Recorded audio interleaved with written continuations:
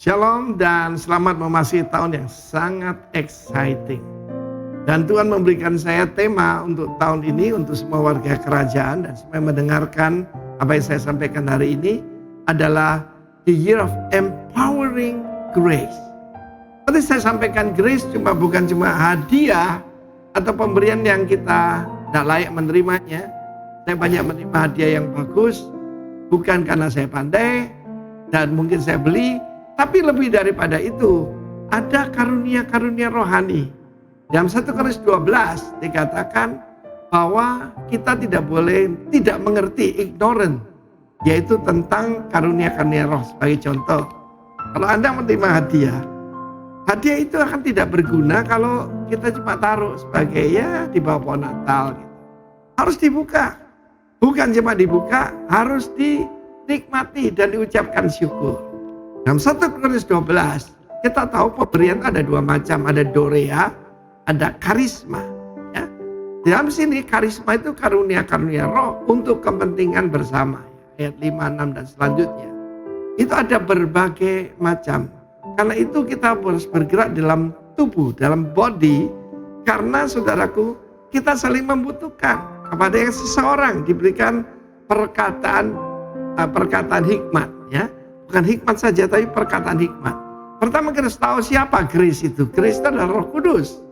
Kalau Roh Kudus ada dalam kita, maka semua karunia akan diberikan untuk nama Tuhan dipermuliakan. Ya. Karunia iman, ya. Jadi ada iman, ada karunia iman. It's supernatural. Sekali lagi saya buat pernyataan, kita ini adalah naturally supernatural people. Banyak orang hidup tidak berkemenangan karena mereka tidak mengerti bahwa dunia roh itu sama nyatanya dengan dunia yang kelihatan. Tuhan membuat segala sesuatu invisible dulu, baru yang visible.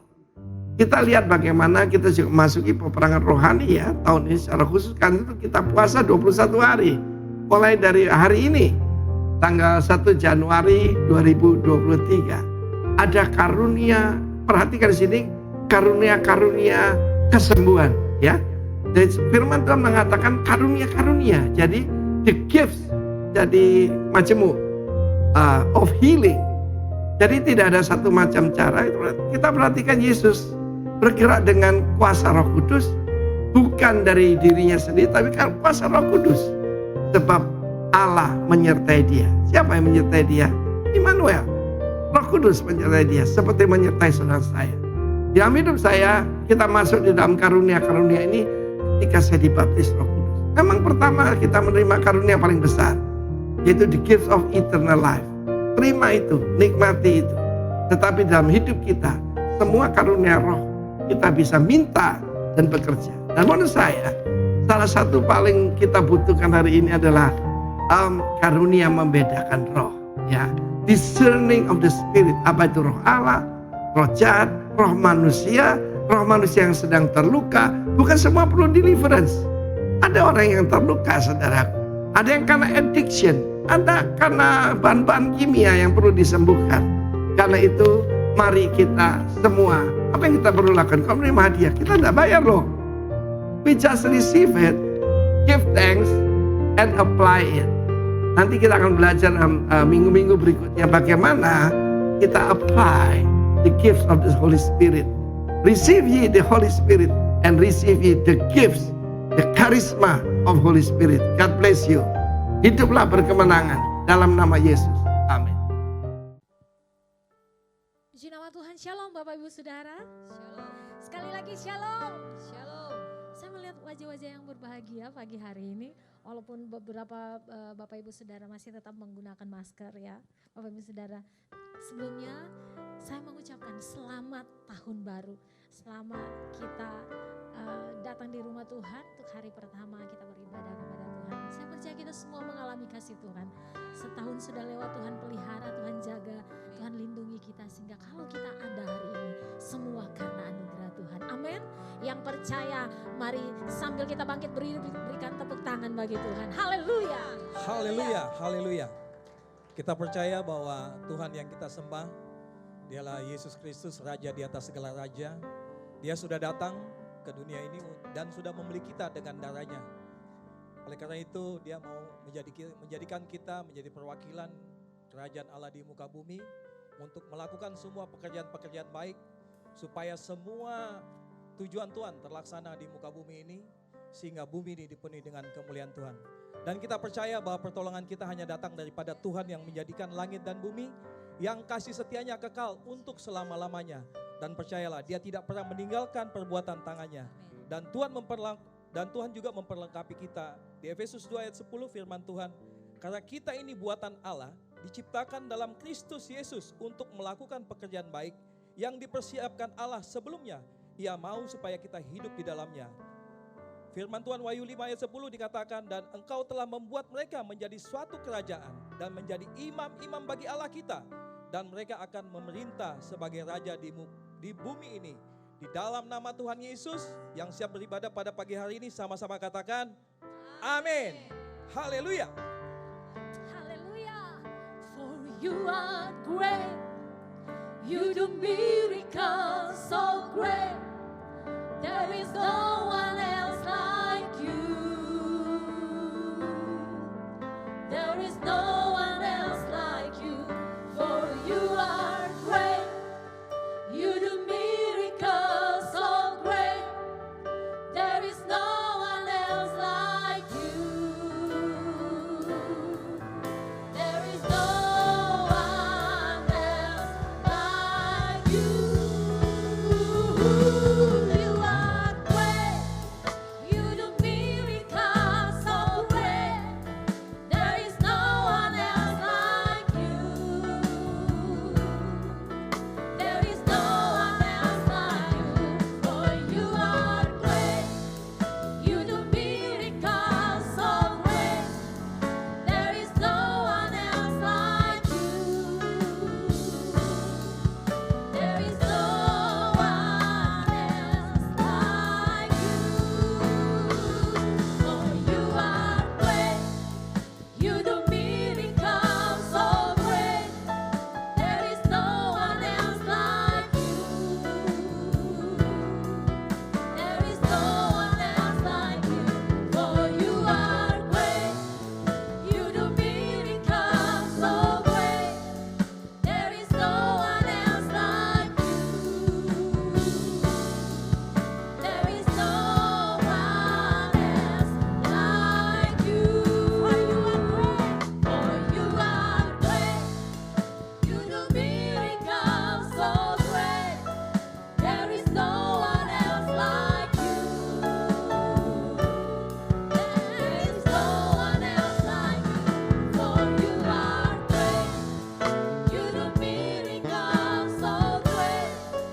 There is no one else like you. There is no one else like you.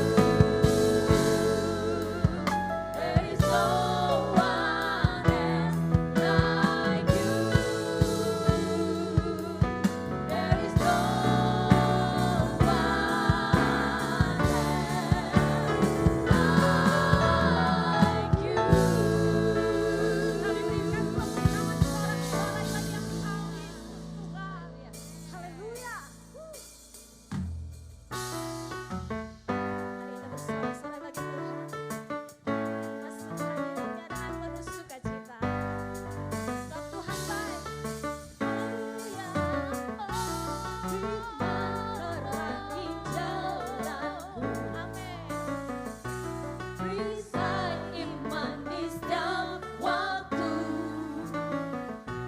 lindungiku dari segala, tak pernah ku ragu, karena Dia bersamaku, setia menjaga dengan kuasa mulia.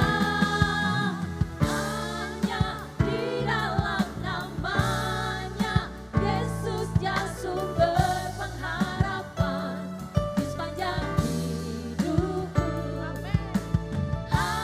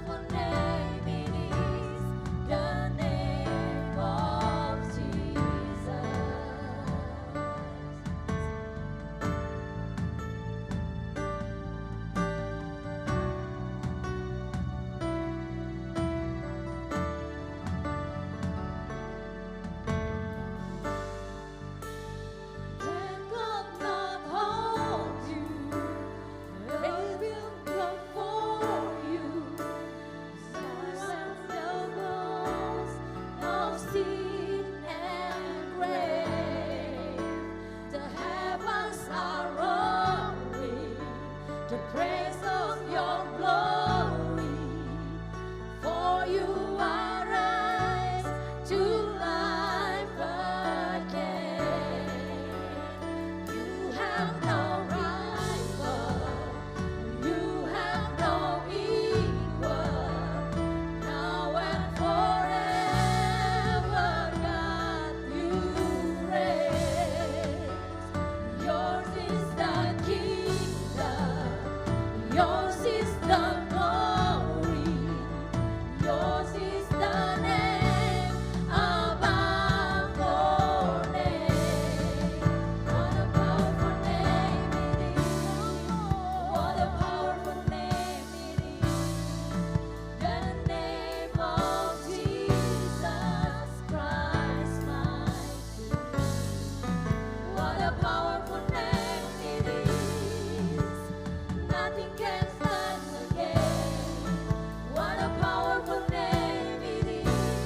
The name of Jesus.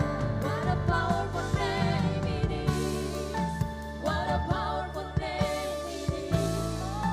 The name of Jesus Christ, my King.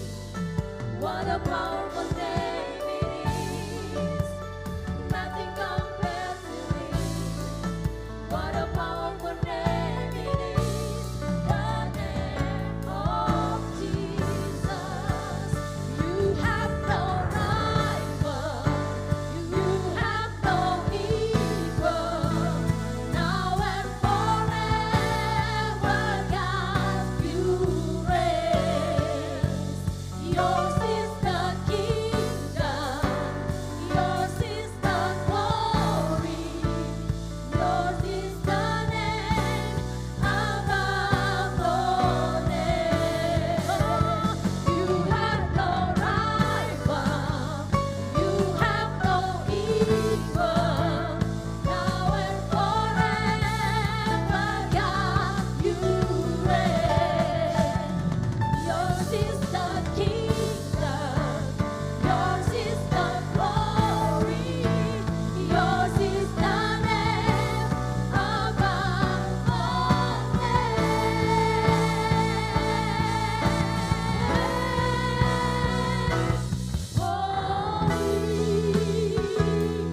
Holy, are you, Lord God Almighty?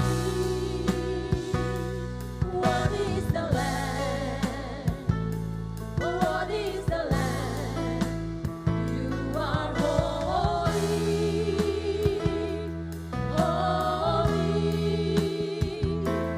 Are you, Lord God Almighty?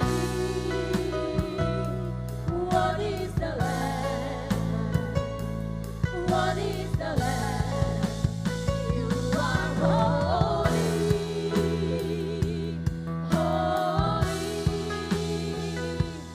Are you, Lord God Almighty?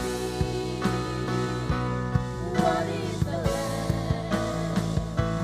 What is the Lamb? You are holy, holy.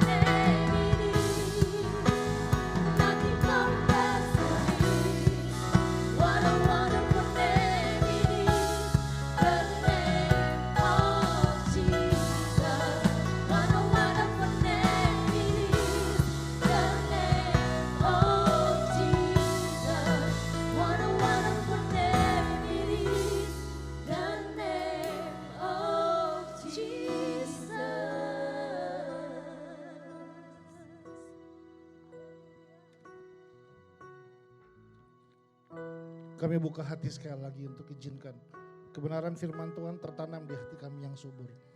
Sebab kami akan mengetahui kebenaran, dan kebenaran yang kami ketahui akan memerdekakan setiap kehidupan kami. Agar dalam perjalanan kehidupan kami tahu bahwa pada hari ini kami bukan cuma perlu mendengar sebuah khotbah yang bagus, tapi kami perlu perjumpaan pribadi dengan Tuhan. Agar dalam perjalanan kehidupan kami gak hanya mengandalkan pengalaman-pengalaman kami yang kemarin, tapi kami berjalan mengandalkan Yesus dalam kehidupan kami.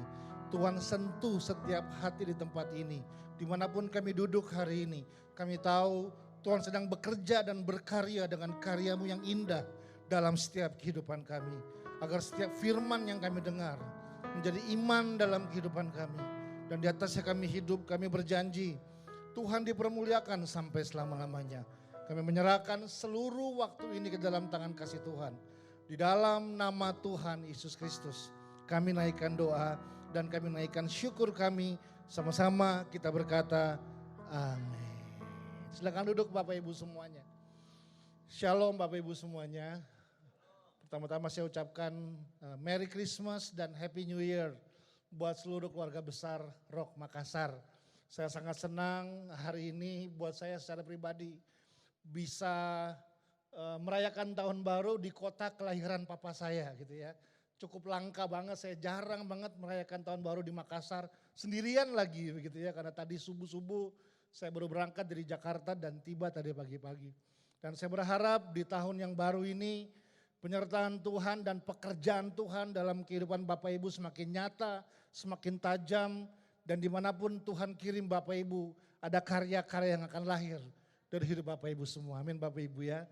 Nah pada hari ini kita masuk di tahun yang baru.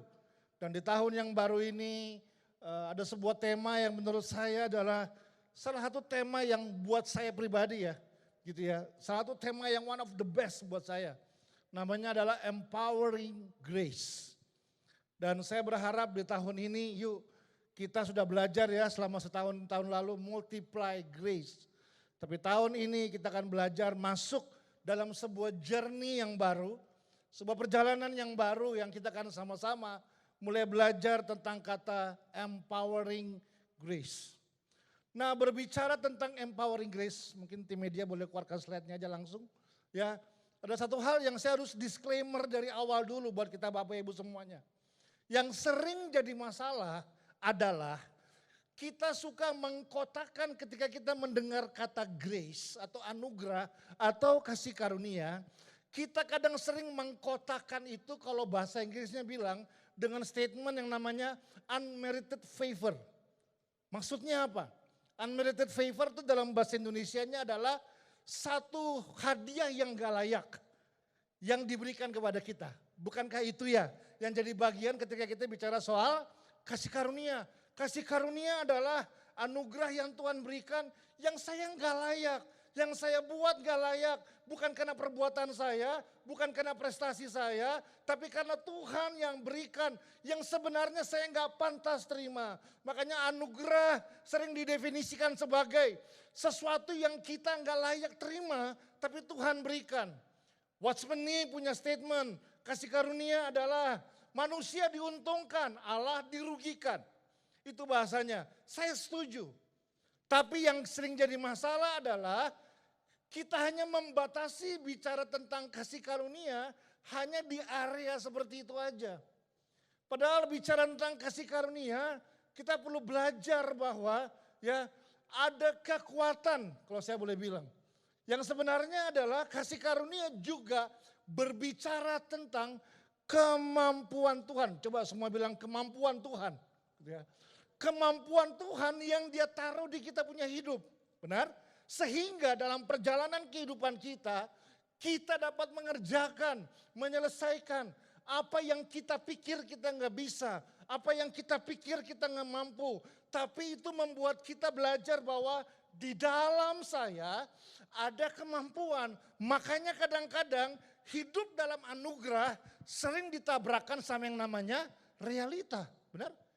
Waktu kita mulai berjalan ada realita. Realitanya mungkin cicilan masih banyak, hutang belum beres, anak-anak belum ada uang buat sekolah, bisnis masih belum lancar, keuangan masih belum bagus. Itu realita, setuju? Tapi di tengah realita kita juga percaya di dalam kita ada kekuatan Tuhan, kemampuan Tuhan untuk begini. Saya nggak akan menyerah dengan realita hidup saya. Saya nggak akan berhenti mempercayai Tuhan. Sekalipun mungkin sepertinya realita yang lebih berbicara dalam kehidupan saya. Nah makanya karena itu kita perlu belajar bersama-sama. Dalam kitab 2 Timotius, saya coba dulu semoga ini berhasil. Oke mantap. Dalam kitab 2 Timotius pasal yang kedua, ayat pertama bilang begini. Sebab itu hai anakku apa? Jadilah kuat oleh kasih karunia dalam Kristus Yesus. Firman Tuhan berkata, sebablah itu hai anakku, jadilah kuat oleh kasih karunia. Bukan jadilah pasrah oleh kasih karunia. Bukan jadilah gak perlu buat apa-apa. Kan Tuhan sudah buat hidup saya. Kan saya gak layak terima. Kan saya gak pantas terima. Tapi firman Tuhan bilang, Paulus dengan jelas kasih statement. Karena itu jadilah kuat. Jadilah kuat berbicara tentang begini. Karena itu di dalam kasih karunia Tuhan kita mampu menyelesaikan setiap tugas, tanggung jawab. Apa yang Tuhan taruh di dalam setiap kehidupan kita. Makanya saya memberi definisi tentang saya sebut namanya grace in us. Gitu ya. Anugerah yang di dalam kita saya tulis seperti ini. Kasih karunia atau anugerah adalah ya. Kasih karunia adalah balik lagi dia. Boleh bantu next? Next gitu ya. Udah benar. Nah, oke. Anugerah adalah ini nggak bisa. Jadi pakai mulut aja. Oke, siap. Thank you Nixon. Anugerah adalah saya sebut namanya begini. Kemampuan yang Tuhan berikan melalui Roh Kudus. Amin. Yang berkarya, yang bekerja, yang memberikan karunia-karunia-Nya dalam kehidupan kita. Tujuannya untuk ini, supaya kita dapat menyelesaikan. Coba sama-sama bilang menyelesaikan. Supaya kita bisa menyelesaikan setiap kehendaknya dalam hidup kita. Alkitab bilang bahwa gini, anugerah bukan sekedar mempermudah kita. Banyak orang berpikir bahwa ya udah karena saya di sini karena kasih karunia Tuhan. Saya belajar Bapak Ibu semuanya. Kasih karunia enggak mempermudah sesuatu. Tapi kasih karunia membuat kita bisa menyelesaikan sesuatu.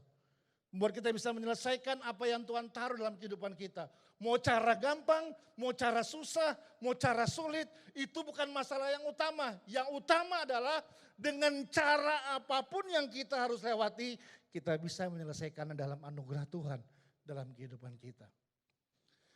Kurang besar apa kasih karunia Tuhan dalam hidup Daud? Tapi kita belajar hari ini, kasih karunia Tuhan dalam hidup Daud gak membuat Daud gak jadi lawan Goliat. Setuju Bapak Ibu? Daud tetap harus hadapi Goliat. Gak bisa ditengking, gak bisa diusir Goliat. Karena Goliat menjadi orang yang penting dalam hidupnya Daud. Artinya waktu Tuhan bilang dia menyertai Daud, anugerahnya menyertai Daud, karunia menyertai Daud, itu gak membuat Daud gak jadi ketemu dengan Goliat. Tapi ini yang penting, Daud akan hadapi Goliat, tapi bukan dengan kekuatannya sendiri. Karena anugerah Tuhan. Nah ini yang kita perlu bangun. Makanya kata empowering itu kata kuncinya. Empowering artinya bagaimana anugerah Tuhan mengempower kita punya hidup. Bagaimana anugerah Tuhan membuat kita jadi orang yang gak malas, gak pasrah sama hidup, gak mudah menyerah, gak mudah mundur. Tapi dalam perjalanan masing-masing kehidupan kita ada anugerah yang mengempower hidup kita. Sehingga kita punya ketangguhan, kita punya kemampuan, kita bisa punya hidup yang berdaya dalam menghadapi apapun yang Tuhan taruh di depan kehidupan kita. Itu yang Paulus coba jelaskan. Waktu dia bilang jadilah kuat oleh karena kasih karunia. Nah mari kita lihat beberapa hal, saya ingin dengan cepat saja membahas tentang ini. Bahwa sekali lagi saya ingatkan, kasih karunia yang mengempower kita punya hidup. Bukan hanya bertujuan mempermudah kita punya hidup. Saya nggak berani menjadi seorang hamba Tuhan berdiri di depan dan berkata, Anda percaya Yesus, Anda nggak mungkin punya masalah. Anda nggak mungkin punya tantangan. Setiap kita punya perjalanan yang masing-masing untuk kita bisa hadapi. Tapi dengan anugerah yang mengempower kita punya hidup. Ini yang saya bilang, kita bisa menghadapi apapun yang dunia coba berikan dalam hidup kita. Dalam kitab Filipi pasal yang keempat, ayat 12 dan 13, Paulus punya sebuah statement seperti ini. Aku tahu apa itu kekurangan dan aku tahu apa itu kelimpahan dalam segala hal. Tolong garis bawah kata itu. Dalam segala hal dan dalam segala perkara tidak ada hal yang tidak ada sesuatu yang merupakan rahasia bagiku. Baik dalam hal kenyang maupun dalam hal kelaparan. Baik dalam hal kelimpahan maupun dalam hal kekurangan. Nah, kata ini muncul, segala perkara dapat kutanggung di dalam Dia yang memberikan kekuatan, yang memberikan anugerah, yang memberikan kemampuan, yang dimundurin dulu, Nixon di belakang jangan maju dulu, dan memberikan kemampuan dalam setiap kehidupan kita. Nah, Paulus lagi bilang begini, saya tahu yang namanya lapar seperti apa. Tapi saya juga tahu yang namanya kenyang seperti apa. Saya tahu yang namanya kurang seperti apa. Saya juga tahu yang namanya limpah seperti apa. Sampai Paulus bilang begini, dalam segala perkara, dalam perjalanan kehidupan saya, gak ada lagi yang merupakan rahasia untuk saya. Artinya Paulus lagi bilang begini, di dalam perjalanan saya telah melewati semua itu.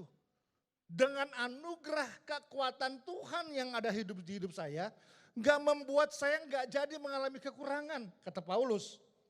Gak membuat Paulus gak jadi mengalami kelaparan, kata Paulus. Tapi dalam perjalanannya dia telah lewati segala situasi, segala keadaan, segala hal yang membuat dia gini. Dia tahu rasanya lapar seperti apa. Dia tahu rasanya kenyang seperti apa. Dia tahu rasanya kurang seperti apa. Dia tahu rasanya limpah seperti apa. Itu seperti kayak Paulus lihat dunia dan bilang begini, hei dunia, kamu mau bawa saya ke situasi seperti apa lagi? Saya siap hadapi itu. Itu kayak kita berdiri hari ini dan bilang begini, hei tahun 2023, apapun yang kamu persiapkan untuk saya di tahun ini, saya siap menghadapinya. Kalaupun saya harus kekurangan, kalaupun saya harus kelebihan, kalaupun saya harus kelaparan, kalaupun saya harus kekenyangan, dalam segala hal saya siap menghadapinya. Karena Paulus bilang begini, segala perkara dapat saya tanggung di dalam Dia yang punya kekuatan. Anugerah yang mengempower kita punya hidup. Sehingga kita gak jadi orang yang mudah menyerah. Kita gak jadi orang yang mudah mundur dalam perjalanan kehidupan kita. Amin. Itu yang perlu terbangun dalam setiap kehidupan kita. Dari mana kita tahu ini? Kita tahu sejarah Paulus. Dia lewatin berbagai macam. Di Rajam Batu pernah. Di penjara pernah. Kapal hampir karam tenggelam pernah. Jadi pengusaha sukses pernah juga. Dia tahu bagaimana menghadapi. Dia tahu bagaimana meresponi hidup ini. Dari kekuatan Tuhan yang ada dalam hidup dia. Nah, bagaimana anugerah ini mengempower kita punya hidup? Nah, itu yang kita dengan cepat belajar bersama-sama. Saya sudah siapkan 380 poin ya saudara ya. Jadi kita selesai jam 4 sore. Yang mau bilang amin yang keras gitu ya. Prinsip yang pertama saya sebut namanya endurance. Endurance artinya adalah ketangguhan untuk bisa bertahan bahkan di masa krisis sekalipun. Kemampuan untuk bisa tetap bertahan. Karena ini kata yang saya pakai. Menemukan kekuatan Tuhan di dalam segala sesuatu. Paulus bilang begini, segala perkara dapat kutanggung di dalam Dia yang memberi kekuatan kepadaku. Artinya Paulus lagi bilang begini, kalau saya harus melewati semuanya, Kemampuan saya terbatas, kekuatan saya terbatas, kesabaran saya terbatas, ketangguhan saya terbatas. Tapi di dalam hidup saya ada anugerah Tuhan yang gak terbatas, yang waktu anugerah yang gak terbatas itu bekerja termanifestasi dari saya punya hidup. Masa yang paling sulit, yang paling kritis, saya sanggup menghadapinya. Itu yang Paulus katakan. Dia punya ketahanan, dia punya endurance. Nah itu yang harusnya. Kalau kita percaya bahwa kita adalah orang-orang yang ditebus karena anugerah dan kasih karunia. Harusnya di dalam setiap kehidupan kita ada ketangguhan menjalani kehidupan ini. Saya nggak tahu krisis, masalah, tantangan apa yang masing-masing Bapak Ibu hadapin. Kan berbeda-beda. Kasarnya nih. Ada yang kehilangan orang dikasihi. Ada yang kehilangan pekerjaan. Ada yang kehilangan pelayanan. Ada begitu banyak masalah-masalah di depan. Tapi hari ini kita belajar. Bahkan di masa paling sulit. Paulus bilang begini. Saya dapat penanggungnya. Ada banyak kisah Paulus. Tapi saya bawa satu contoh. Pengalaman Paulus yang merubah hidup saya. Di kitab Kisah Rasul pasal 14. Anda pernah dengar cerita ini Bapak Ibu? Ayat 19 dan 20. 19 kita baca dulu. Firman Tuhan bilang seperti ini. Tetapi datanglah orang-orang Yahudi dari Antiokhia dan Ikonium. Dan mereka membujuk orang banyak itu memihak mereka. Lalu mereka melempari Paulus dengan batu dan menyeretnya keluar kota karena mereka menyangka bahwa ia telah mati. Mati artinya nggak ada tanda-tanda kehidupan, itu mati. Bahasa Ibraninya koit, nah itu artinya mati. Anda tahu ceritanya, Paulus dan Barnabas dalam perjalanan misinya membawa kabar baik, sedang memberitakan Injil di beberapa kota termasuk Antiokhia dan Ikonium. Dan firman Tuhan bercerita, ternyata di kota-kota tersebut ada beberapa sekelompok orang yang gak suka pengajaran Paulus. Yang mereka lakukan karena mereka gak suka pengajaran Paulus, mereka menghasut banyak orang bertujuan untuk apa? Membunuh Paulus, gak ada yang lain.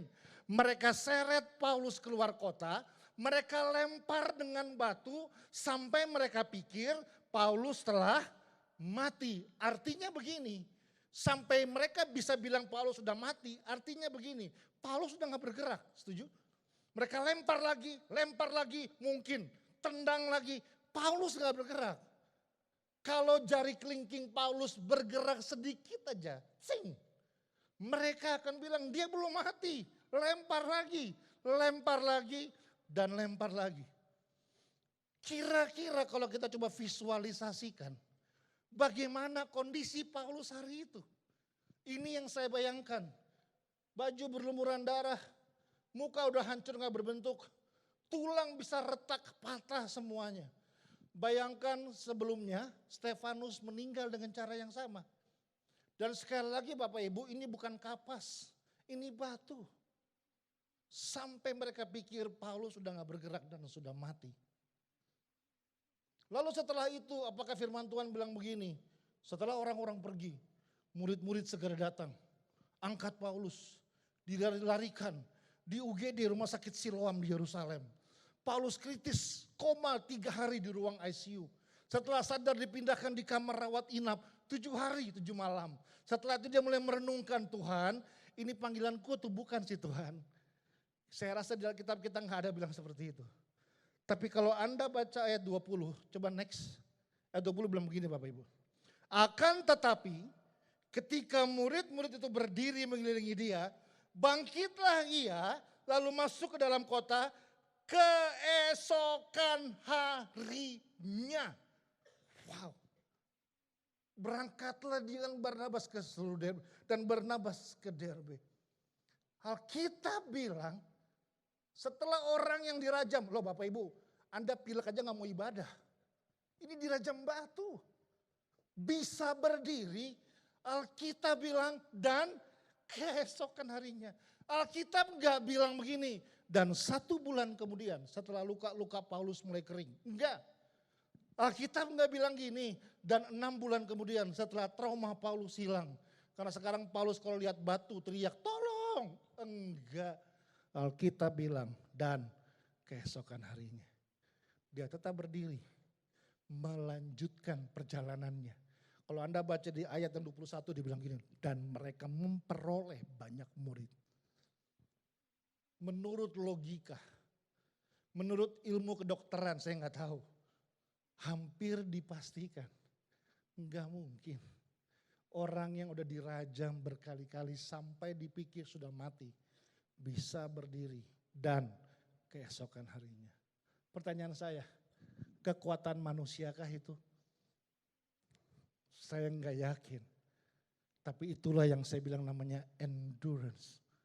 Sebuah ketahanan yang di luar akal pikiran manusia, yang di luar kekuatan fisik manusia. Tapi waktu itu bekerja dalam hidup manusia, manusia dapat menghadapi perkara apa saja. Saya nggak tahu masing-masing punya batu apa yang dirajam ke hidup Bapak Ibu semua hari ini dan menghadapi tahun ini.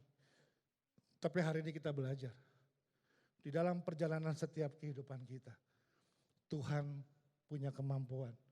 Makanya Paulus punya statement, segala perkara dapat kutanggung di dalam Dia yang memberikan kekuatanku.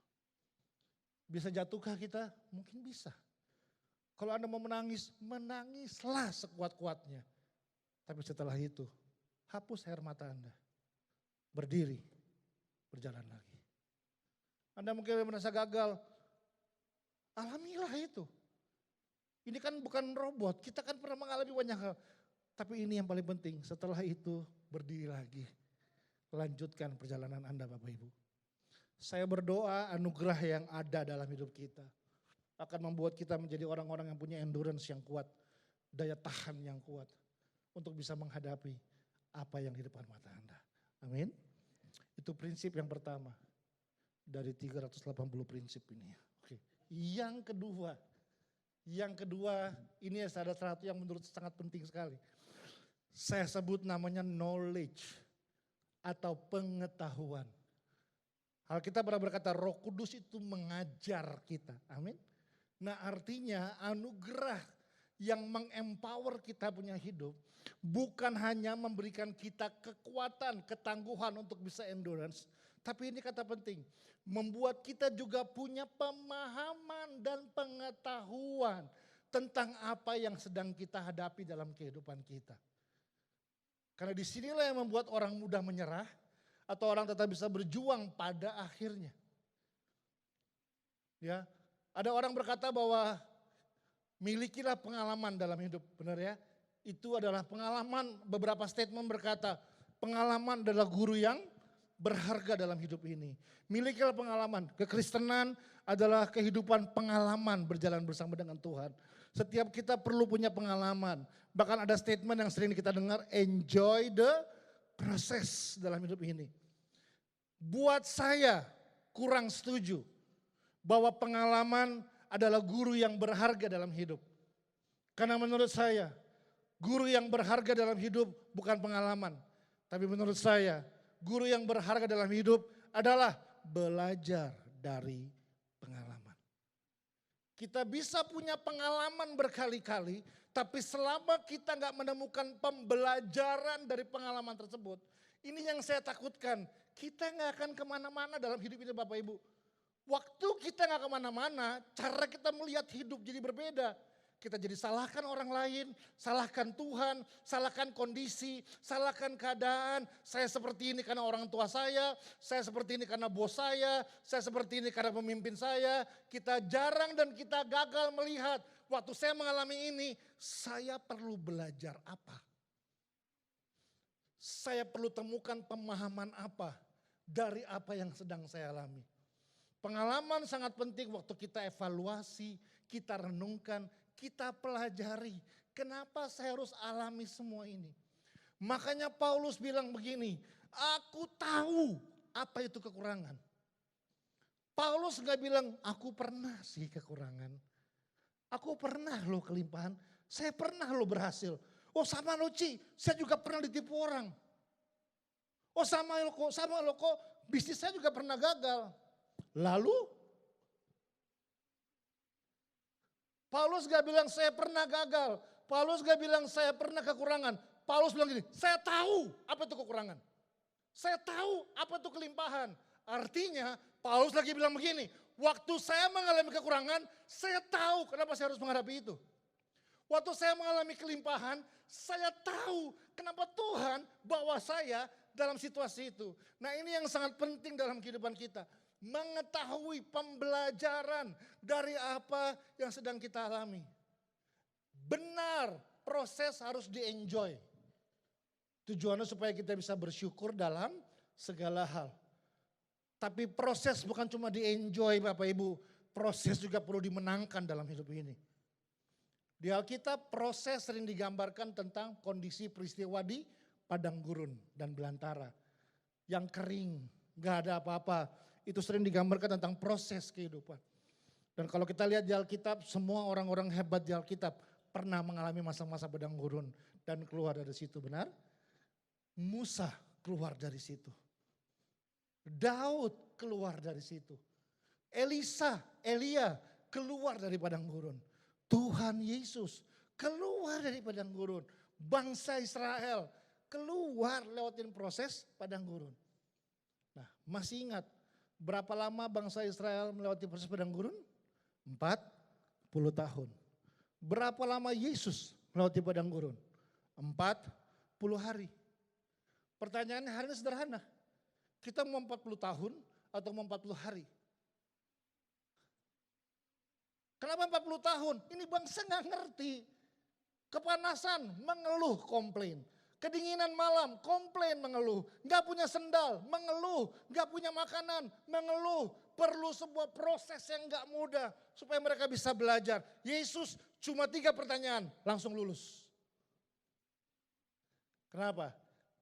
Tahu, itu kata penting. Paulus bilang, saya tahu apa itu kekurangan. Saya tahu apa itu kelimpahan. Kata tahu dari bahasa aslinya itu namanya adalah eido.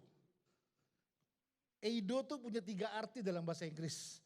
Dikatakan begini, to know how, to get knowledge, ini dia nih, to be skilled in. Jadi waktu Paulus bilang begini, saya eido sama kekurangan. Paulus lagi bilang begini, saya tahu cara menghadapi kekurangan dalam hidup ini. Waktu Paulus lagi bilang begini, saya eido sama kelaparan. Paulus lagi bilang begini, saya punya knowledge, saya punya pemahaman tentang bagaimana menghadapi kelaparan dalam hidup. Waktu Paulus bilang gini, saya eido sama kekurangan. Paulus lagi bilang begini, saya ahlinya menghadapi kekurangan. I have skill in. Kita perlu eido dalam perjalanan kehidupan kita Bapak Ibu. Agar apapun yang Anda hadapi, kita nggak terburu-buru reaktif, setuju? Nggak terburu-buru komplain dan mengeluh. Tapi kita mulai lihat kita punya diri. Kita mulai bangun pertanyaan-pertanyaan reflektif, nanti kita belajar ya. Cara terdahsyat membuat orang maju adalah dengan cara ini, bertanya. Cuma itu kalau saya jelaskan 1 khotbah sesi khusus, nanti next time. Tapi itu penting sekali. Waktu kita mulai bangun kemampuan, disitulah kita akan lihat. Kita perlu eido dalam perjalanan ini. Kenapa kita perlu eido dalam perjalanan ini? Karena satu hal yang saya belajar. Dalam akhirnya menurut saya, dengan segala pengalaman-pengalaman yang Tuhan izinkan saya harus lewatin. Ada satu hal yang saya belajar. Tidak semua hal bisa saya rubah di dunia ini. Setuju? Ada hal-hal yang kita harus sadari bahwa kita nggak bisa rubah. Tapi ada hal yang kita nggak bisa rubah, tapi kita bisa menemukan makna yang berbeda. Dari hal yang kita nggak bisa rubah. Waktu makna yang baru kita temukan, respon yang baru akan muncul. Tapi orang sering stres untuk rubah situasinya. Tapi ada realita yang saya harus hadapi Bapak Ibu, ada hal yang kita nggak bisa rubah. Seorang gadis berkata, Pak, saya pernah pacaran dulu, saya dilecehkan sama pacar saya Pak. Sehingga saya nggak perawan lagi, mau rubah itu. Gak bisa. Pak 10 tahun lalu Pak, ada orang ngajakin bisnis partner sama saya. Saya ditipu, dimasukin penjara, sakit, terluka, hancur semuanya. Bisa kita rubah? Enggak bisa. Karena sudah terjadi. Orang sering stres pengen rubah situasinya. Tapi saya belajar, tidak semua hal kita bisa rubah di hidup ini. Ada hal yang kita bisa rubah, tapi sejujurnya juga ada hal-hal yang kita nggak bisa rubah. Lalu bagaimana menghadapinya? Ini yang saya bilang, belajar menemukan makna yang baru. Pemahaman yang baru dari hal yang kita nggak bisa rubah. Sehingga waktu makna yang baru berubah, sikap kita berubah. Sikap kita berubah, tindakan kita berubah.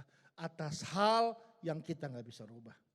Saya sebut itu namanya reframing. Tahu reframing dari kata frame itu bingkai. Re itu ulang. Jadi reframing artinya adalah membingkai ulang sebuah peristiwa sehingga kita bisa menemukan makna yang baru. Waktu makna yang baru kita temukan, sikap kita bisa berubah. Saya ambil contoh paling sederhana, ya. Misalnya Bapak Ibu punya gambar tengkorak. Gambarnya serem banget tengkoraknya, ya. Tapi Bapak Ibu bingkainya tahu Bapak Ibu ganti. Bingkainya diganti sama gambar Hello Kitty, balon-balon, warna pink, Donald bebek gitu bingkainya. Mungkin untuk beberapa orang gambarnya nggak jadi serem lagi, bener nggak? Tapi tengkoraknya tetap ada, tengkoraknya tetap ada. Kita cuma bingkai dengan cara yang berbeda, makna yang baru muncul. Film horor apapun, nggak tahu lah yang serem. Ya, film horor yang sangat serem, tapi suaranya Anda kecilkan, Anda hilang, Anda ganti suara Donald bebek. Nah, malah ketawa kita. Tapi ceritanya tetap serem. Ya, cerita tetap serem. Saya ditipu, saya diperkosa, mohon maaf ya, saya bicara apa adanya. Saya dikhianati, ceritanya serem. Tapi begitu Anda rubah bingkainya, sikap Anda bisa berubah Bapak Ibu. Satu kali saya naik mobil dengan gembala Anda, Kajo.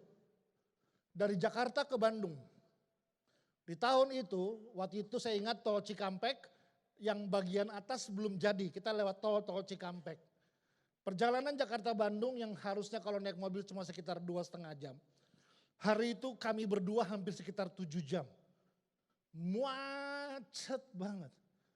Nah saya mengeluh karena saya lihat Kajo tidur gitu ya. Saya ngoceh sendiri, jalan pelan. Aduh, harusnya kita naik kereta tadi ya. Aduh, harusnya kita tadi berangkatnya subuh-subuh ya. Aduh, nggak jalan-jalan. Saya mengeluh sendiri. Ternyata Kajo nggak tidur. Waktu dia dengar saya mengeluh gitu, tahu dia bilang begini. Dia buka mata, dia bilang, Abeng, kalau kamu merasakan macet, artinya kamu punya mobil. Itu gembala Anda, benar kan? Saya diam, terus dia bilang, karena cuma orang yang punya mobil yang bisa merasakan macet. Naik motor aja masih salip-salip. Tiba-tiba saya menemukan sebuah makna baru tentang macet. Macet bukan cuma hal yang melelahkan, yang bikin capek, yang membosankan. Macet artinya Tuhan mengingatkan saya bahwa saya diberikan berkat sebuah kendaraan. Itu suasananya nggak berubah Bapak Ibu. Itu nggak malaikat tiba-tiba turun, geser semua mobil, jalan jadi kosong. Tetap ngantri, tetap 7 jam. Tapi sejak itu saya berhenti bersungut-sungut. Sikap saya berubah atas makna yang baru dari hal yang saya nggak bisa rubah. Itu namanya knowledge. Kita menemukan pembelajaran dari hidup kita. Dari hal yang kita nggak bisa rubah. Dan itu terjadi di hidup saya. Saya pernah bersaksi di sini 9 tahun saya pakai narkoba. Hancur sehancur-hancurnya. Saya mulai pakai narkoba kelas 5 SD. SMP saya pakai ganja. SMA saya pakai kokain, sabu-sabu, heroin, putau, ekstasi. Dan hampir semua narkoba yang ada di Jakarta pada saat itu. Saya berhasil lulus SMA, kuliah. Saya dikeluarkan dengan ada ketangkep ketahuan pakai narkoba. Pekerjaan saya hancur, pendidikan saya hancur. Keluarga saya hancur berantakan. Di rumah mama saya cuma menangis. Saya sama adik saya Yeri, Pati Nasarani, kita berdua bikin malu, bikin hancur keluarga. Papa saya berkali, saya pernah hampir mau bunuh papa saya, ribut besar dan semuanya. Habis-habisan, tinggal nyawa yang sisa pada saat itu. Sampai satu waktu, tahun 1999. Perjumpaan saya dengan pribadi yang bernama Yesus rubah semua hidup saya. Yang main keyboard boleh bantu saya aja. Reno ya, itu bantu saya. Ya. Tahun 1999, perjumpaan saya dengan pribadi yang bernama Yesus rubah. Dia kembalikan apa yang pernah hancur dan pernah hilang di hidup saya. Namanya masa depan. Dan sejak saat itu saya mulai bangun lagi. Nah ini yang saya jarang cerita. Saya banyak cerita karena banyak diundang untuk cerita tentang masa lalu saya. Tapi yang saya jarang cerita adalah apa yang terjadi di saat saya mulai bertobat. Main pelan aja ya, di G boleh deh. Nah, waktu saya mulai bertobat, saya udah tinggalkan narkoba Bapak Ibu. Saya udah tinggalkan semuanya. Saya mulai membangun hidup saya kembali. Waktu saya mau bangun hidup saya kembali, saya mau kembali berjalan ke depan, tiba-tiba saya ditabrakan sama realita yang di belakang saya. Lu mau kerja di mana? Kira-kira perusahaan mana yang mau terima kalau di CV-nya ditulis mantan pecandu narkoba? Bahkan pabrik mana yang mau terima buruh? Karena saya nggak bisa dapat SKB, surat kelakuan baik. Orang tua mana yang mau kasih anak gadisnya dinikahkan? Kalau tahu ternyata calonnya adalah mantan penjahat pecandu narkoba. Saya udah tinggalkan semua, saya mau jalan ke depan, tapi setiap saya jalan ke depan selalu ditabrakan sama realita ini.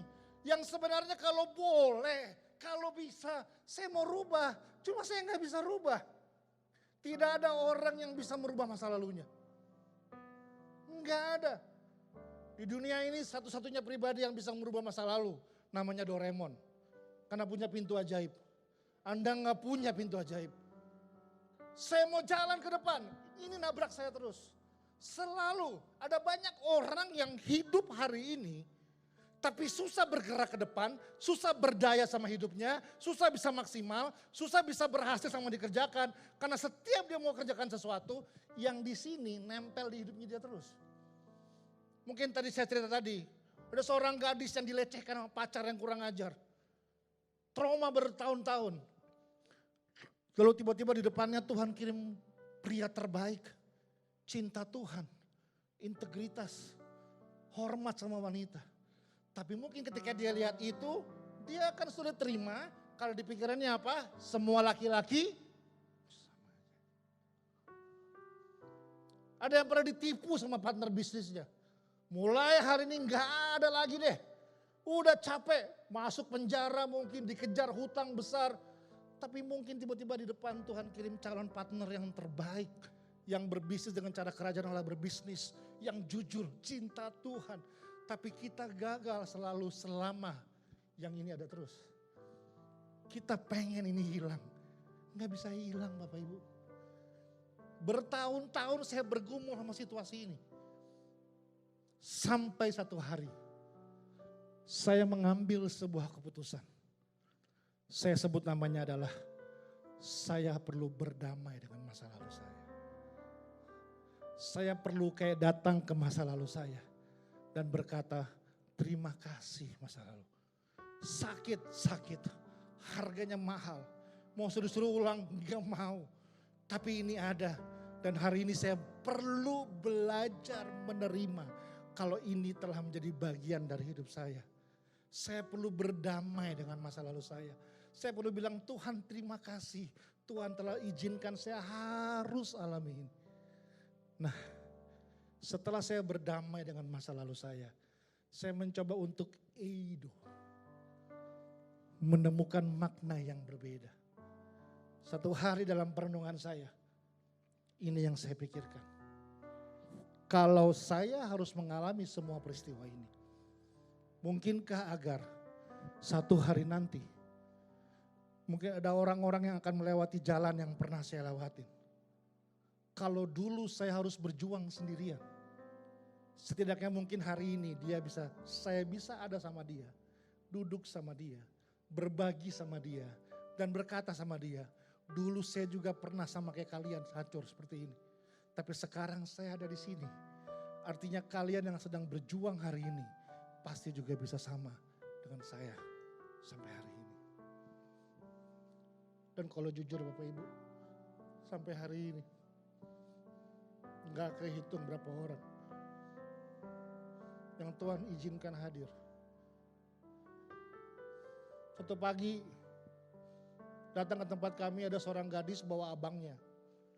Waktu datang tuh luka samurai nempel di sini. Luka bacok, saya kaget, saya bilang, loh ini bukan UGD kok dibawa ke sini. Dia bilang tolong abang saya Kak. Nah abang ini namanya Rudi, orang Sumatera Utara. Dia ini bandar narkoba kelas berat, pemakai kelas berat, dia ketua debt collector dan hunter, pembunuh bayaran. Nah, dia lagi pakai sabu-sabu, ribut sama abangnya lagi, disamurai sama abangnya. Adiknya yang perempuan selamatkan dan bawa, tolong ke tempat saya. Dia menangis di kaki saya, tolong abang saya Kak. Waktu saya lihat dia, saya lihat saya 20 tahun lalu. Ya udah, bawa, rawat sama-sama, hidup sama-sama, tinggal sama-sama. Sekarang Rudi menjadi gembala gereja Betani di Depok di Jakarta. Dengan jemaat yang sangat-sangat diberkati. Dia menjadi muridnya Kajo, dia sekolah Tawangmangu. Dan lulus, dan sekarang menjadi gembala. Terus saya bilang wow. Satu kali ada sebuah keluarga, bawa anaknya masih muda 30 tahun. Beratnya gak sampai 40 kilo. Namanya inisialnya J, saya gak boleh sebut. Positif HIV AIDS, pemakai narkoba kelas berat. Bawa ke tempat kita. Di garasi rumah, papanya pamit sama dia. Papanya bilang, J, fokus sama kesembuhan kamu aja ya. Gak usah pikirin yang lain. Kamu perlu makanan, telepon papa kirim. Perlu baju, telepon papa kirim. Perlu keperluan mandi, perlu apapun tinggal telepon, papa kirim. Kamu gak usah khawatir, yang penting kamu fokus sama kesembuhan kamu aja. Nanti bulan depan, papa, mama, sama adik-adikmu datang ke sini jenguk kamu. Yang penting kamu semangat ya. Oke Pak. Anaknya masuk, papanya ngomong sama saya, Abeng, Om titip anak Om. Baik Om, kamu perlu apa aja bilang sama Om. Perlu uang, perlu pakaian, perlu baju, tinggal bilang. Pokoknya kamu perlu apapun, kasih tahu Om ya. Baik Om. Kami masuk ke rumah, ini yang terjadi. Begitu kami masuk ke rumah, keluarga ini, mereka pergi, pindah keluar kota, ganti nomor telepon, ganti identitas, menghilang begitu aja.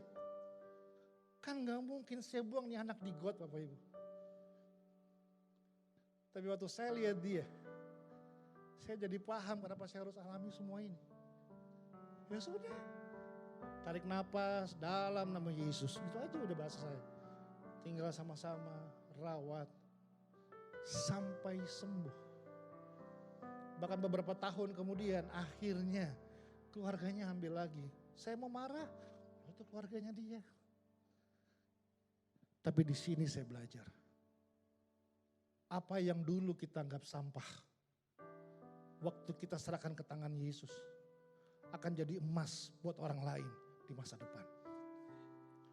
Jangan pernah remehkan apa yang pernah terjadi di hidup kita.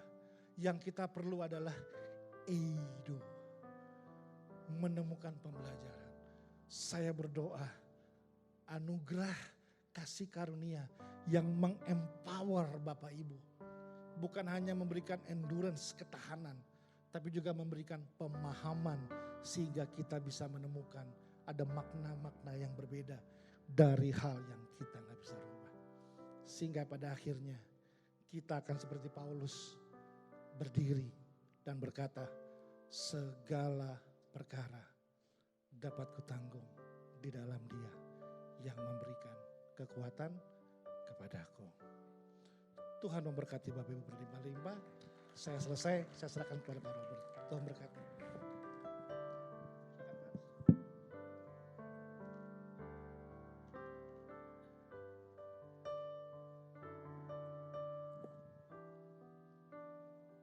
Bapak Ibu diberkati oleh kebenaran firman Tuhan. Diberkati Bapak Ibu Saudara. Mari berikan tepuk tangan yang meriah buat Tuhan. Haleluya.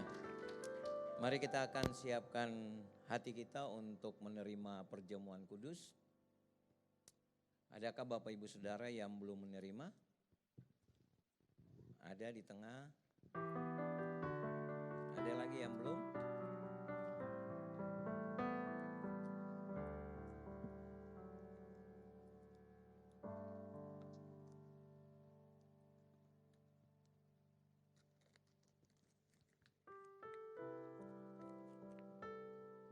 Mari kita bangkit berdiri, melakukan perjamuan kudus.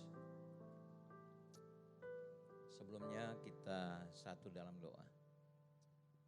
Tuhan, terima kasih untuk kebenaran firman-Mu Tuhan, yang sudah mengajarkan kami banyak hal lewat kekuatan Tuhan, lewat pengetahuan yang Tuhan berikan dalam kehidupan kami.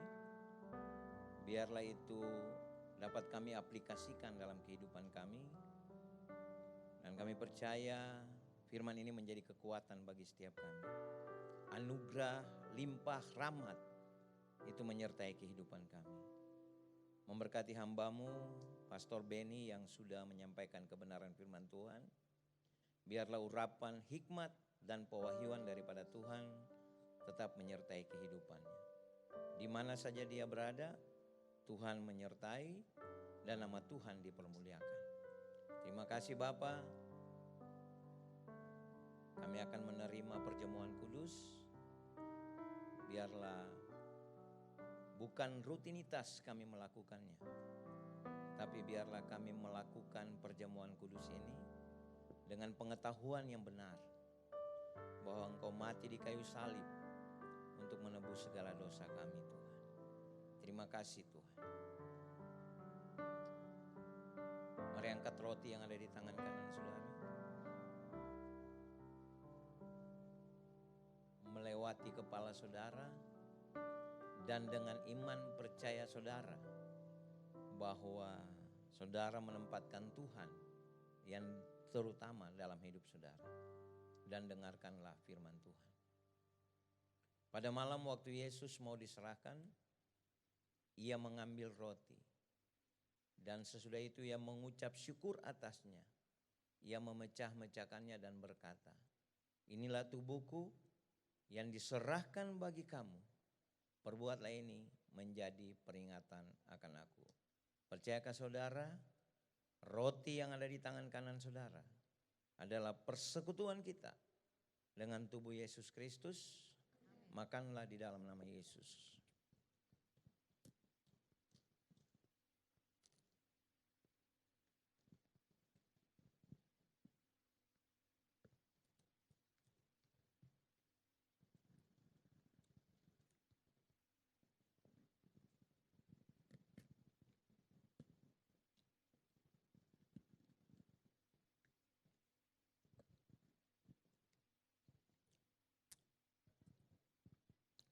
Dan mari angkat anggur yang ada di tangan kanan saudara dan dengarlah firman Tuhan.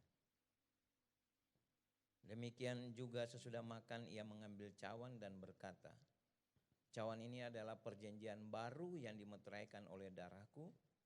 Perbuatlah ini setiap kali kamu meminumnya menjadi peringatan akan aku. Percayakah saudara, anggur yang ada di tangan kanan saudara adalah persekutuan kita dengan darah Yesus Kristus. Minumlah dalam nama Yesus.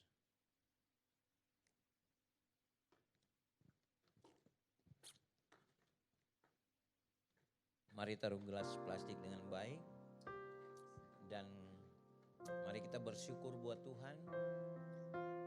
Mari kita mengingat segala kebaikan Tuhan. Kita mengingat segala pertolongan Tuhan. Kalau Tuhan sudah tolong kita di tahun yang lalu, 365 hari Tuhan pelihara kita di dalam perlindungan dan kasih Tuhan.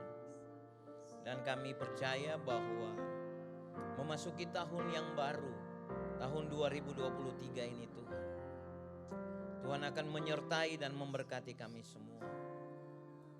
Mari ingat pertolongan Tuhan.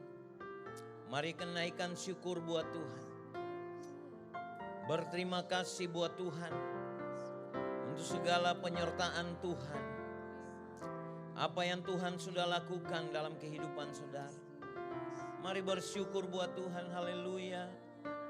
Oh haleluya, haleluya. Oh haleluya, haleluya, haleluya. Kami bersyukur Tuhan. Kami bersyukur Bapa. Kami berterima kasih buat anugerah-Mu. Oh terima kasih. Oh yanalabasiki dibianalabasedede. Haleluya, haleluya. Haleluya, haleluya. Mari naikkan syukur buat Tuhan. Bermazmurlah bagi Dia. Haleluya, haleluya. Haleluya, haleluya. Ingat segala pertolongan Tuhan. Oh yanalabasiki dibianalabasedede. Oh yanalabasiki. Oh haleluya. Yanalabasiki dibianalabalaba. Haleluya, haleluya. Oh yanalabasiki dibianalabalaba. Terima kasih Tuhan. Mari bersyukur buat Tuhan. Terima kasih Bapa. Oh haleluya, haleluya. Oh yanalabasiki dibianalabasedede. Haleluya, haleluya. Terima kasih Tuhan. Terima kasih Bapa. Oh Tuhan terima kasih. Tuhan terima kasih Tuhan.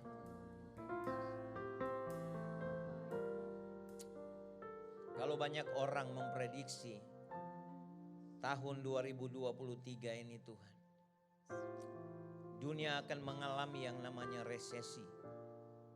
Tapi kami tahu satu hal, kami punya Tuhan yang ajaib. Kami punya Tuhan yang dahsyat. Kami akan tetap melewati tahun ini. Tuhan akan memimpin kami Tuhan. Mulai awal tahun ini Tuhan. Sampai selamanya. Kami tetap percaya. Tuhan yang besar dan Tuhan yang ajaib.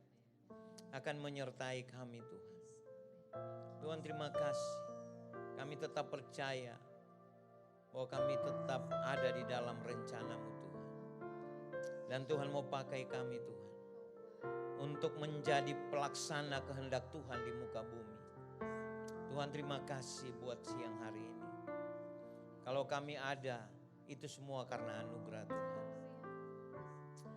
Biarlah kemampuan Tuhan itu ada dalam kehidupan kami. Dan Engkau pribadi yang tidak pernah meninggalkan kami Tuhan. Engkau ada tetap bersama dengan kami Bapa.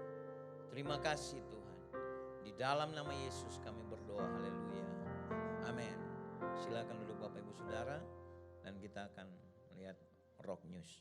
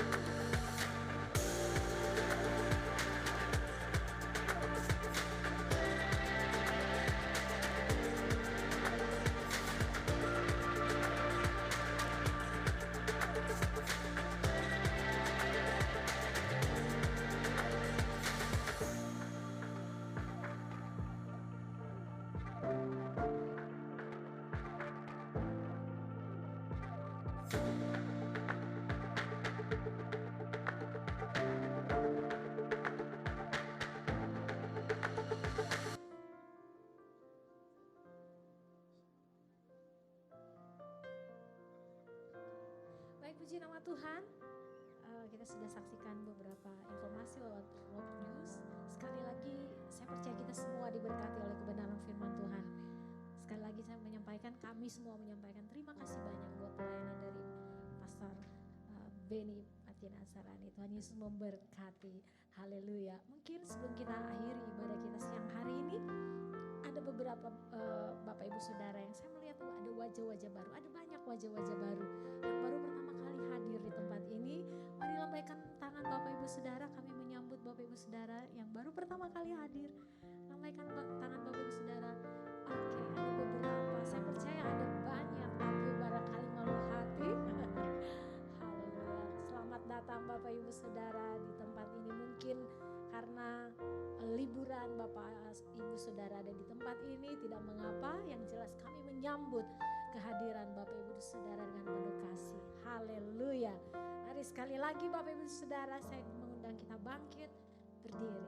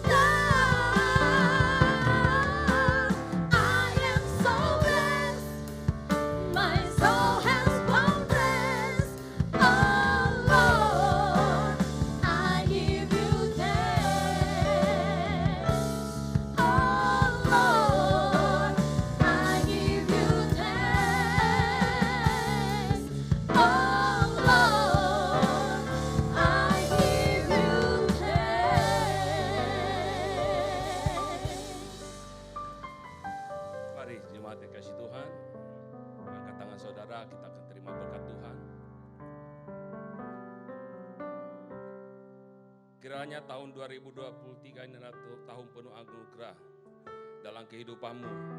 Sehingga perjalananmu dibuat berhasil, pekerjaanmu dibuat berhasil, keluargamu diberkati Tuhan, kesehatanmu diberkati Tuhan. Dan apa yang kau kerjakan dalam kebenaran Tuhan buat berhasil. Semua rintangan dapat engkau lalui, semua tantangan engkau dapat kalahkan, dan engkau keluar sebagai pemenang. Diberkatilah dalam perjalananmu selanjutnya. Damai serta sukacita melimpah-limpah dalam kehidupanmu. Terima kasih Tuhan, inilah berkat yang kami terima dari Engkau. Kami percaya 2023 ini kami menjadi lebih daripada pemenang. Semua yang percaya dan terima berkat Tuhan ini, mari sama-sama katakan amin. Selamat tahun baru, selamat hari Minggu, Tuhan Yesus memberkati.